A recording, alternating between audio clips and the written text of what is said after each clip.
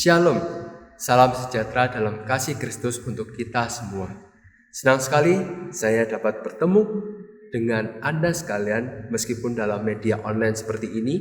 Dan hari ini saya akan membagikan kebenaran firman Tuhan. Tetapi sebelum itu marilah kita berdoa.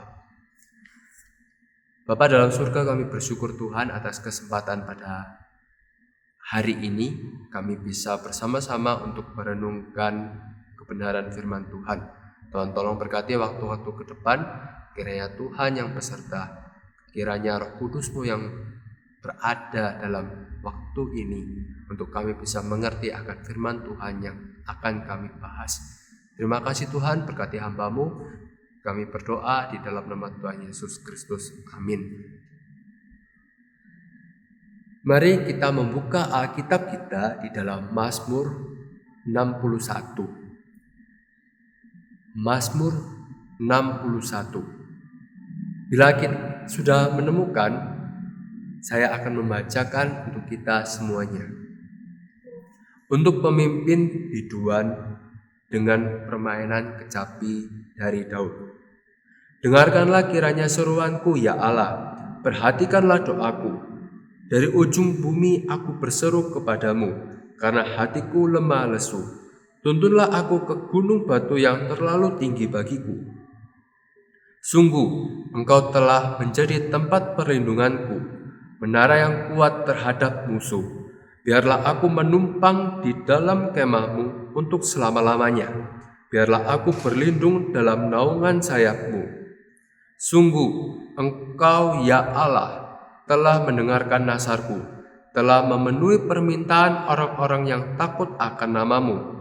Tambahilah umur raja, tahun-tahun hidupnya kiranya sampai turun-temurun.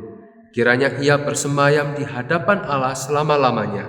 Ditakanlah kasih setia dan kebenaran menjagai dia. Maka aku hendak memazmurkan nama-Mu untuk selama-lamanya, sedang aku membayar nasarku hari demi hari.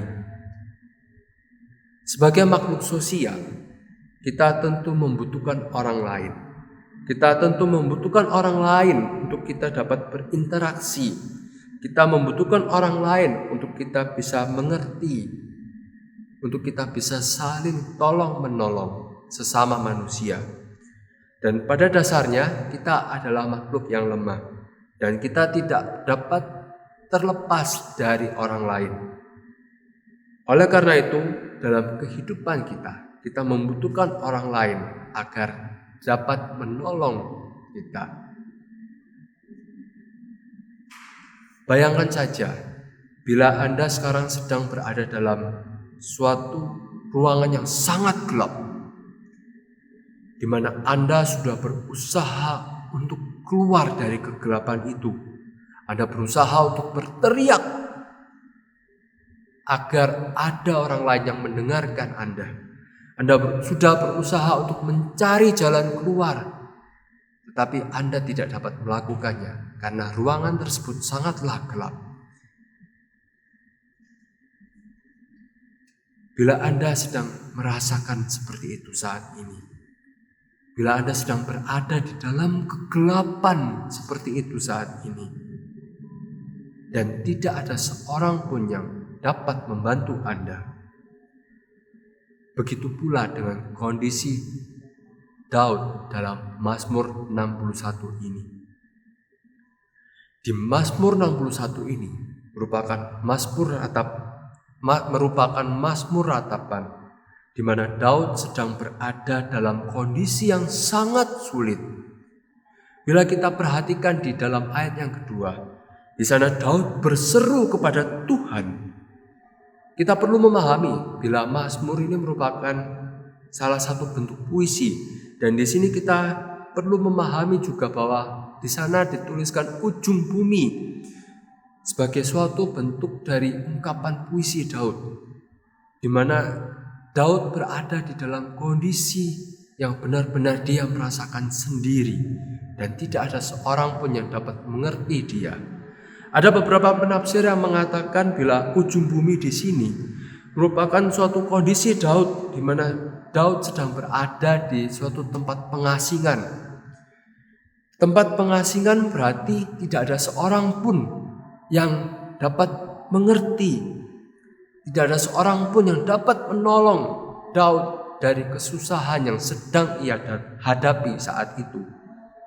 Daud tentunya merasakan kesepian, Daud tentunya merasakan kesedihan, Daud merasakan keterasingan, Daud merasakan bila hidupnya sudah tidak ada harapan karena dia merasa seorang diri, karena dia tidak dapat menemukan orang yang tepat untuk dapat menolong dia di kondisi yang sulit seperti itu. Di masa seperti ini terkadang kita juga merasakan hidup seperti Daud. Tidak ada seorang pun yang dapat mengerti kondisi kita saat ini, atau tidak ada seorang pun yang dapat menolong kita keluar dari kondisi yang kita rasakan saat ini. Tetapi dari Mazmur 61 kita belajar sikap optimis dari Daud ketika dia menghadapi kondisi sulit seperti itu.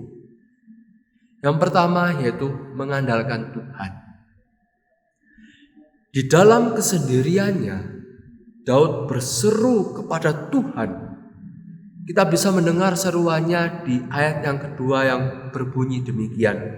Dari ujung bumi aku berseru kepadamu, karena hatiku lemah lesu. Tuntunlah aku ke gunung batu yang lebih tinggi dariku. Dari kondisi seperti ini, Daud hanya bisa mengandalkan Tuhan. Daud berseru kepada Tuhan untuk menuntun dia ke gunung batu yang lebih tinggi. Kata menuntun di sini berarti Tuhan sendirilah yang memimpin hidup Daud.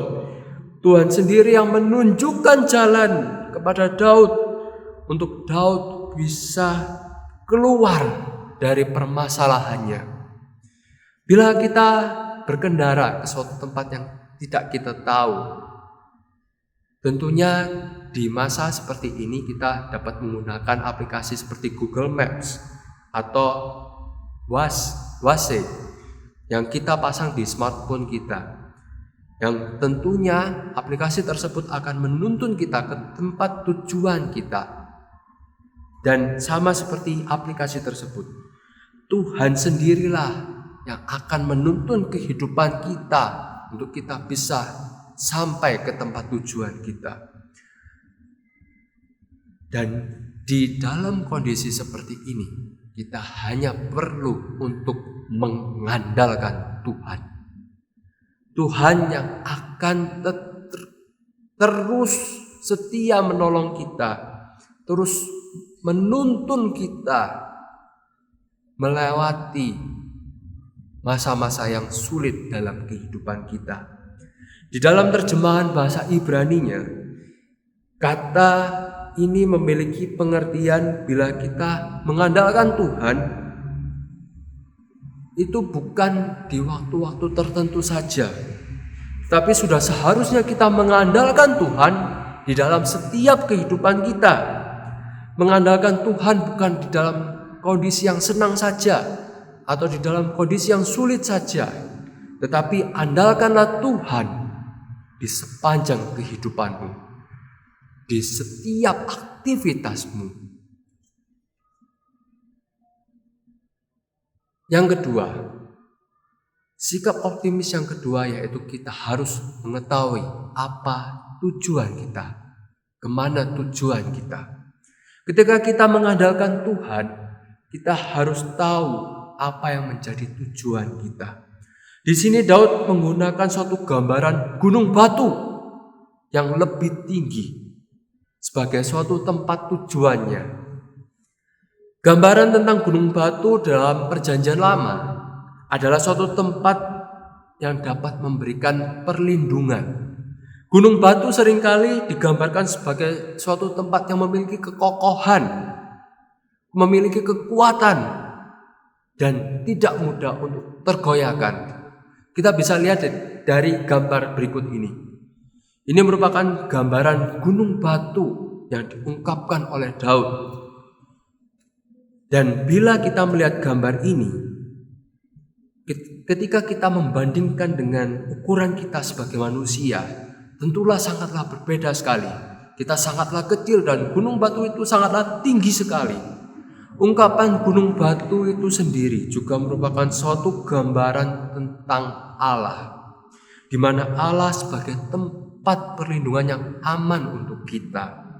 Gunung batu yang sebesar itu akan menghalangi semua musuh-musuh kita, akan melindungi kita, dan tentunya tidak mudah untuk terkoyakkan.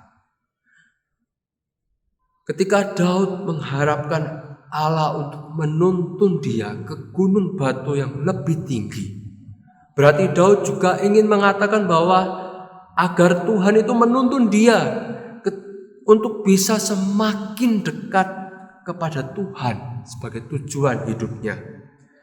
Mungkin dari kita saat ini sedang berada dalam lembah kesulitan.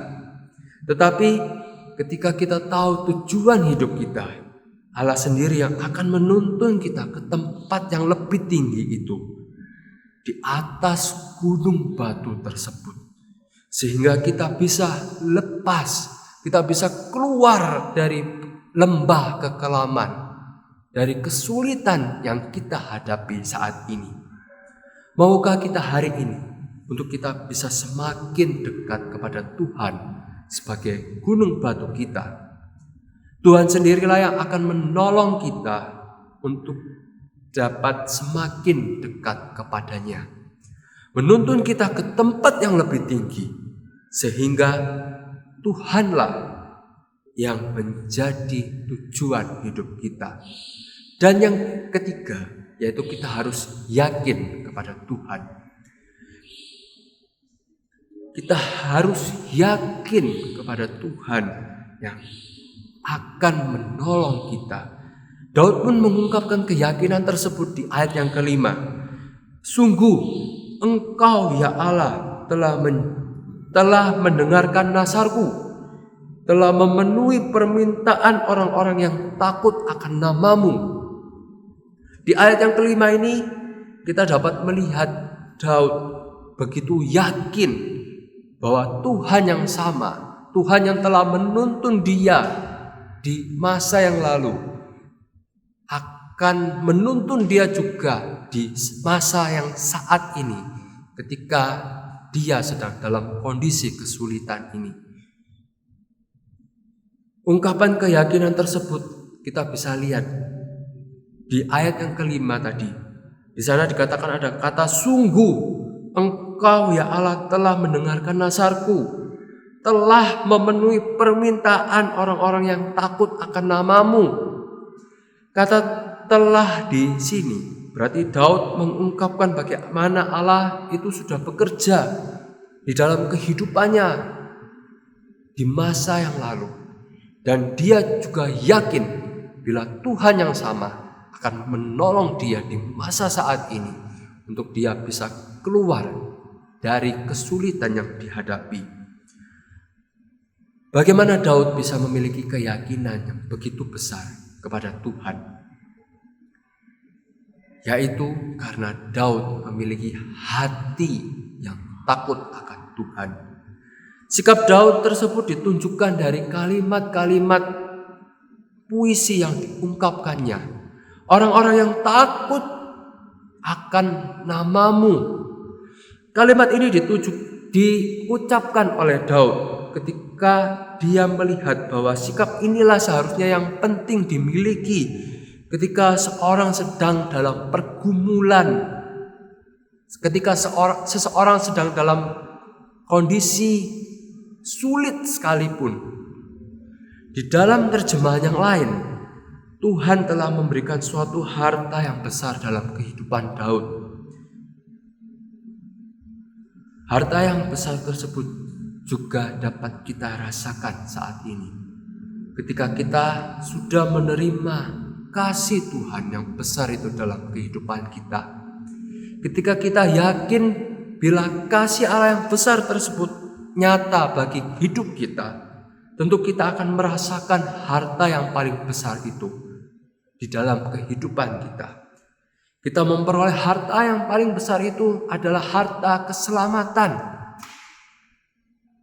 Keselamatan yang dilakukan oleh Kristus sendiri di atas kayu salib. Dan untuk menghargai karya keselamatan tersebut, kita perlu hidup takut akan Tuhan. Banyak ayat di dalam Alkitab yang menyatakan bagaimana seharusnya seseorang untuk hidup takut akan Tuhan. Tetapi ketika kita memiliki keyakinan di dalam Tuhan, kita harus menaati setiap perintahnya. Ketika kita sudah menaati setiap perintahnya, itu menunjukkan bahwa kita sudah hidup takut akan Tuhan. Orang yang yakin akan Tuhan akan terus berusaha di dalam kehidupannya untuk melakukan apa yang Tuhan perintahkan dalam hatinya. Setiap tindakan yang dia lakukan itu harus sesuai dengan perintah dari Tuhan. Tuhan yang seharusnya memerintah seluruh kehidupannya di dalam setiap aktivitasnya, dalam setiap tingkah lakunya, dalam setiap pikiran perkataannya, itulah harus sesuai dengan perintah daripada Tuhan. Karena dia yakin kalau Tuhan yang sudah memerintah dalam hidupnya, Tuhan yang sudah menuntun dia untuk keluar dari permasalahan hidupnya. Hari ini kita sudah belajar 3 cara untuk hidup optimis di dalam kita menjalani kehidupan yang sulit. Pertama, kita harus mengandalkan Tuhan. Lalu kita harus mengetahui tujuan hidup kita. Dan yang terakhir, kita harus meyakini akan pertolongan Tuhan dalam kehidupan kita. Mari bersama kita masuk di dalam doa. Kami bersyukur Tuhan di mana kesempatan kali ini kami bisa bersama-sama untuk merenungkan firman Tuhan.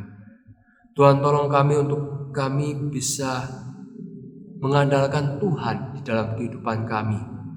Tuhan tolong kami untuk kami bisa mengetahui tujuan hidup kami. Dan yang terakhir kami berdoa kiranya Tuhan sendiri yang menuntun kami untuk kami bisa yakin akan pertolongan Tuhan dalam kehidupan kami. Berkati orang-orang yang sudah mendengarkan firman Tuhan pada kesempatan ini. Kiranya Tuhan yang menolong mereka semua untuk mereka bisa mengingat akan janji Tuhan, mengingat akan firman Tuhan yang diberitakan hari ini.